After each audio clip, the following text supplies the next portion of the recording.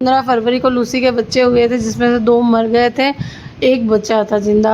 तो फिर चाचा का फ़ोन आया, 17 तारीख को मैं वापस उसे देखने के लिए गई और चाचा ने बताया कि वो भी बच्चा मर चुका है और लूसी उसके पास से हट नहीं रही है।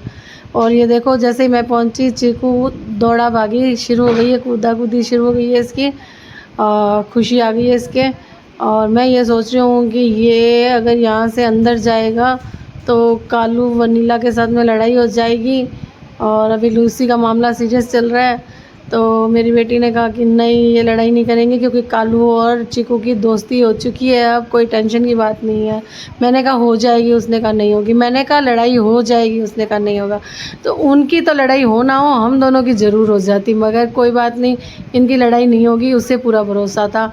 मैंने कहा भाई, पहले ऐसा हो चुका है कि ये लोग एक दूसरे की जान के दुश्मन हो गए थे ज़बरदस्त, मगर अब दोस्त बन चुके हैं। तो चलो, अभी की तो फ़िलहाल दोस्ती है। जितनी लूसी आ गई मेरे पास में दौड़ के, जैसे इसे पता चला कि मैं आ गई हूँ, तो फिर मैंने सबको छोड़ा और सबसे पहले लूसी को पकड़ के गले लगाया, उसके हाथ फेरा और मैंने कहा बच्चे, ये दुख तुझे भोगना ही पड़ रहा है, क्या ही कर सकती हूँ मैं। काश कि मैं इसका दुख कम कर पाती। और हर बार इसके जब बच्चे पैदा होते हैं, मरते हैं, ये बहुत पीड़ा से गुजरती है। पैदा करने की पीड़ा तो, प्रसव पीड़ा तो इसे झेलनी पड़ती है, साथ में ये उनकी जाने का दुख भी इसे झेलना पड़ता है। और बचाने की भी भरसक ये प्रयास करती है, मगर क्या कर सकते हैं कि इसकी किस्मत में ये दुख लिखा हुआ है। देखो, वनीला कूद गया मेरे ऊपर, चाचा ने कहा है। तो वनीला और इनको तो खुशी आई हुई है, इन्हें तो मतलब नहीं है कि लूसी को दुख हो रहा है। मगर मैंने इसके हाथ फेरे और इसके स्तन में दूध है, भगवान जल्दी से सूख जाए, क्योंकि वो भी तकलीफ़ देता है ना जब बच्चे नहीं पी पाते तो। और ये वापस से अपने बच्चे के पास जाके बैठ गई। चाचा को कहा था कि उठा लो, मेरी बेटी भी बोले आप उठा लो, क्योंकि मुझे थोड़ा उठाने में डर लगता है। तो जब लूसी मेरे पास थी तो इन लोगों ने उठाया नहीं, और अब ये उठाने देगी नहीं, जाके इसके पास में बैठ गई है। ऐसा ही वनीली के साथ हुआ था। मैंने वनीली के बारे में आप लोगों को बताया था ना, 3 दिन तक वो अपने बच्चे के पास में बैठी रही, उसकी स्मेल आने लग गई थी दूर दूर तक। फिर मैंने ना किसी को बुलाया और फिर मैंने ना मतलब उसको उसके साथ में जा कर के, भाई वो बोलेगी ये काट जाएगी तो दुखी है तो काट भी सकती है। तो मैं वनीली के पास में गई और उसका ध्यान भटकाया और वो भैया उसको उठा के ले गए और उसने ले जा कर के उसको दबा दिया। तो ये देखो, लूसी यहाँ से हिलने का नाम नहीं ले रही है। मैं सोच रही थी कि लूसी अब इस पीड़ा से मुक्त हो चुकी है, अब ये वापस बच्चे पैदा नहीं करेगी, मगर मेरा भ्रम था ये। इसने फिर से बच्चे दिए हैं और ये हर 6-7 महीने से इसके बच्चे होते हैं। तो हर 7 महीने से 6 महीने से इसे दुख देखना ही पड़ता है। और जब तक इनका स्टेरिलाइजेशन ना होना, तब तक ये इस पीड़ा से मुक्त नहीं हो सकते। मगर हम पाप और पुण्य के चक्कर में रह जाते हैं कि ये पाप है, मगर ये दुख इस तरह से भोगते हुए देखना, तो ये भी कोई सही तो नहीं है। अब देखो, इसका बच्चा मरा हुआ बड़ा है इसके पास में। ये क्या कर रही थी कि इसको मुंह में दबा दबा करके इस कमरे से उस कमरे में घूम रही थी, जिसके कारण हो सकता है इसकी सांस निकल गई। पहले ये जिंदा तो था, 3 हुए थे, 3 में से यही बचा था। मगर अब क्या कर सकते हैं, इसे समझा नहीं सकते, ना इसे मेरी भाषा आती है ना मुझे इसकी भाषा आती है समझाने की। भगवान ने कम से कम एक भाषा ऐसी बनाई होती कि हम जानवरों को समझा पाते कि ये भी समय निकल जाएगा, ऐसा मत कर, इस तरह से रह। मगर क्या कर सकते हैं हम। देखो, कालू, वनीला, चिकू तीनों आमने सामने एक साथ है। और ये आ गया कुकी, जैसे ही गाड़ी देखता है, जहाँ गाड़ी देखता है वहीं पे आ जाता है। गली में कहीं भी बैठा होगा, गाड़ी का हॉर्न सुनाई देते उसके पीछे पीछे दौड़ा चला आएगा।